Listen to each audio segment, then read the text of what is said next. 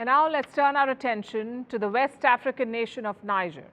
A different type of storm has hit this country, one that could turn it into a battlefield between Russia and the West.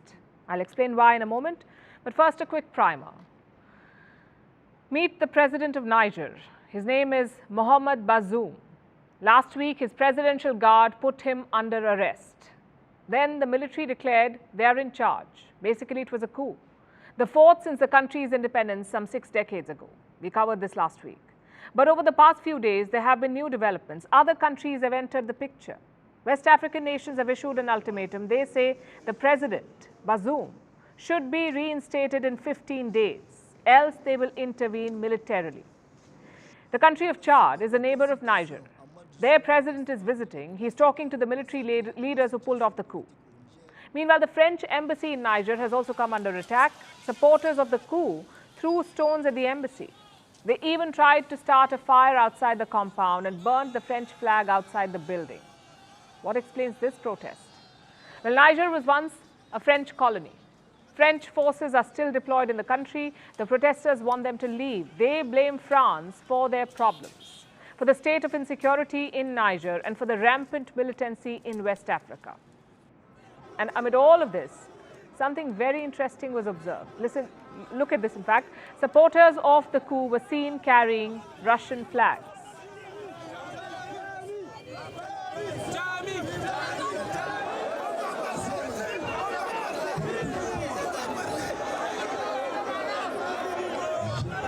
You saw the flags, they're very similar to the French flag, the same colors, but the Russian flag has the color blue in the middle. Now, the coup supporters raised the Russian flags outside the French embassy in Niger, and some were even seen chanting, "Russia and long live Putin." We are not against young people raising the Russian flag. It's because they've seen how certain countries in the region are cooperating with Russia, thinking that there's equal treatment, and that's why they've brought out these flags.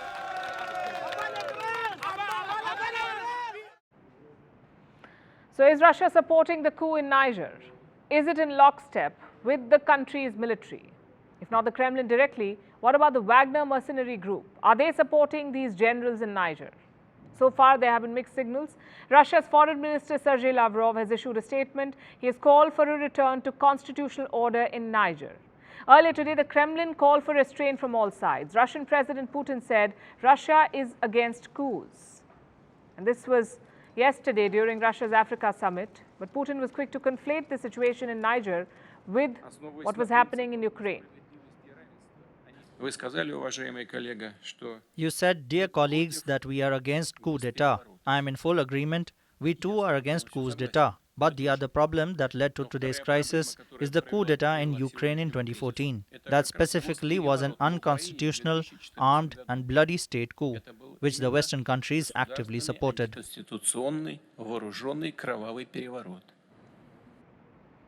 It almost sounds like a justification, and Moscow's plea for calm may in fact give time for the military rulers to chalk out their next move.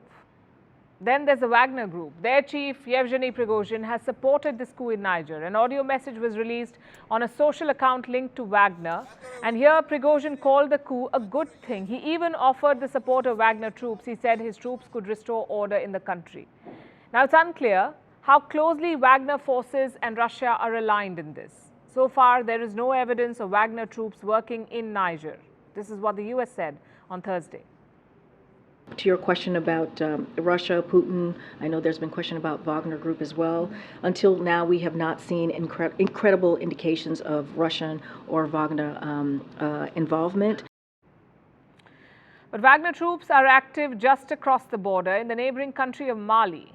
It's a country that has seen its own military coup in recent months.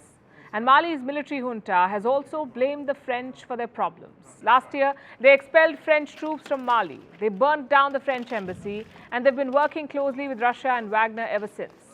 Then we come to another neighbor of Niger, a country called Burkina Faso.